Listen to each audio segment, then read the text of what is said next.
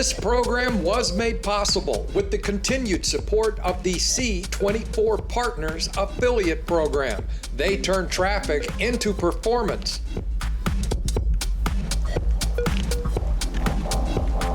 Hello, my friends. It is 37 degrees out here and soaking wet. 37 degrees, that's like 2, 3 for the rest of the world, but right here, today, it's 37. Yep, and wet. That part needs no translation. But here I am in the elements back again to do another video. To be fair, however, I have no life, so there's really nothing better to do. And this week, I would like to begin this particular video with a stroll down memory lane, back to a time when black cabs in the UK were covered with gambling adverts, a time when buses and public transport all across London bore logos and messages from online casinos. Yes, it was a simpler time with fewer advertising restrictions, when operators could sponsor team jerseys or even buy a space on the back of a boxer. But if there's one complaint I've always had about this industry, it's that competition between operators has overexposed the industry. People have become exhausted from the sheer volume of gambling ads, and now a new poll about this in the UK indicates that the British public is worn out, with many saying that it's time for even tighter controls on these ads. Ironically, this is the only time that I can remember where the UK government has responded to complaints like this by saying they have no immediate plans for more gambling ad restrictions. Well, hallelujah. According to the poll, however, about 7 in 10 people believe that there should be more restrictions on gambling ads, and about 3 in 10 support a complete ban. Of course, an outright ban might be a good thing for affiliates with portals, but let's pause for a moment to consider this new poll, which was conducted by the Coalition to End Gambling Ads. Well, there it is. I wonder if any of their data was slightly skewed in one direction. The coalition was obviously founded by someone who had a lot of free time on their hands, even more than I do. But to be fair, the coalition does not criticize gambling in and of itself, just the overwhelming amount of gambling advertisements, with one MP calling for new legislation to deal with this issue, saying that there's now public support for his legislation. Aha! There are those magic words that get every politician excited and have them jumping out of bed in the morning. Public support. So, consider the poll, consider the source, consider the politicians, and let me know what you think.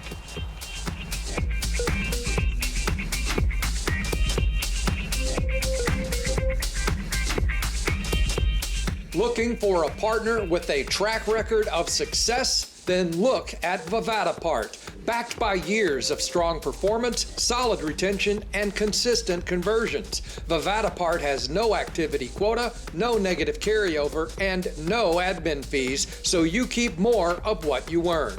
With competitive CPA and rev share deals, reliable payouts, and dedicated support, Vivatapart puts affiliates first.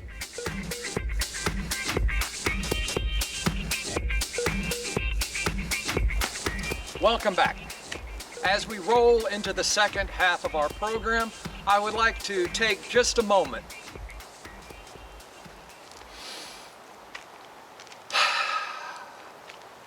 Thank you, that was lovely. Now on with the show, as I welcome in a brand new APCW sponsor, the RevDuck affiliate program. They have no activity quota and no negative carryover up to 10,000 euro. With rev share up to 40%, CPAs and hybrid deals. Plus, advanced analytics and stats that update every hour. Check out their review page on the APCW's website or visit them directly at revduck.com. Now, before the break, I stated that I had personally thought that operators in the UK were running way too many gambling ads, leading to possible player fatigue, which may or may not be the case, depending on who you believe and your personal perspective, right? But understand that my feelings are not restricted to the UK. When online poker operators here in the United States did the same thing back in 2008 and 2010, I warned anyone within earshot that they were drawing too much attention to themselves and the gray market that they operated in.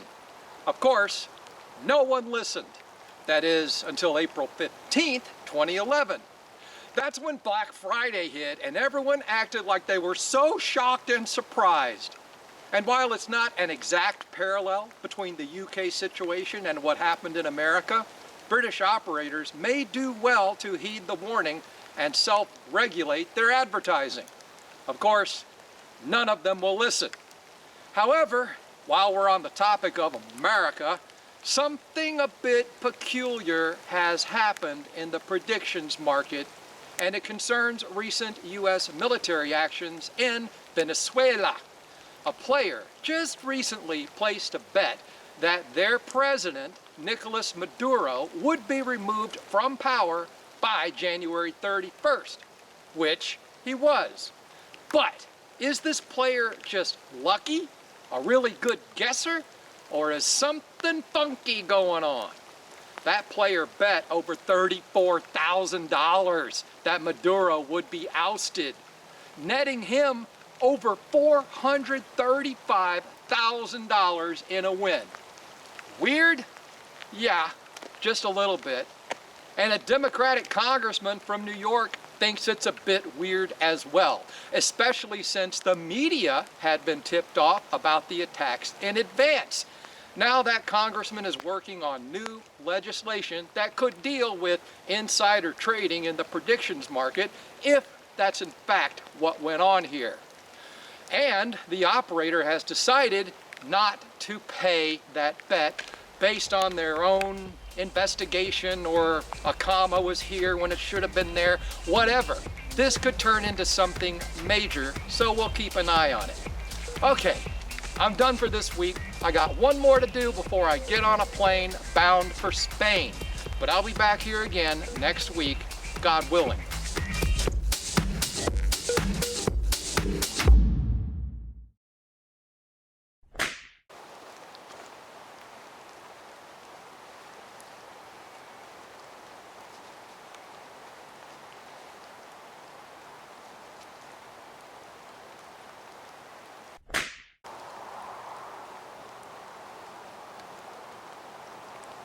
So much damn trouble with the zipper. What am I, 6 years old? I can't do this anymore? Get in there, you bastard.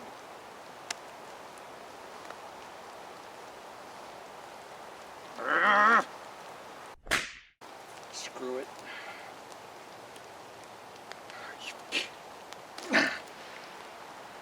To hell with it. Just be cold.